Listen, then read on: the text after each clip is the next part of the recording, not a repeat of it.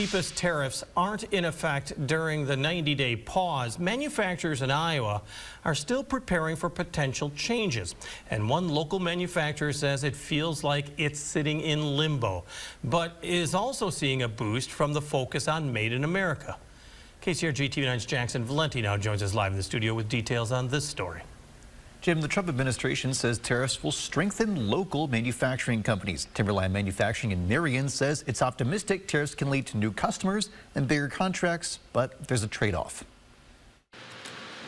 Timberline Manufacturing in Marion is an electronics manufacturer.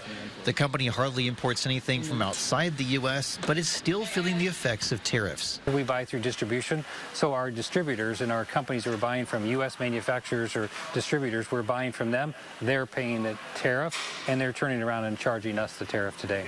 Randy Walter is Timberline's president and CEO. He says the company buys around $20 million of components each year, so a 10% fee coming from tariffs adds up. So that's nearly $2 million of an impact for us on an annualized basis. So for us, that's huge. Walter admitted Timberline's best solution to deal with current tariffs is to pass the cost on to customers. He says until the 90-day pause on reciprocal tariffs is up, the manufacturer is basically playing the waiting game. We're actually holding off on investments today because we don't know what tariffs are going to be or what they're going to do. In the meantime, the company's supply chain director is brainstorming ways to save money. How do we get better at what we're doing? How do we lower costs to pass it on to our customer from an inside house standpoint? While tariffs have come at a cost, Walters says they're already driving some companies to rely on U.S. manufacturers where they may have imported before.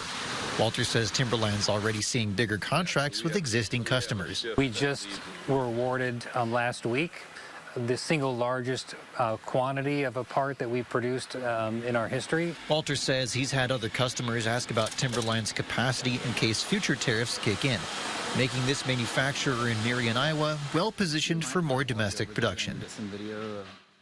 Timberline says the company hasn't yet been approached by any new customers since the Trump administration's tariff policy began, but he says steep reciprocal tariffs would likely force companies to rely on U.S. manufacturers. In the studio, Jackson Valenti, KCRG TV9 News.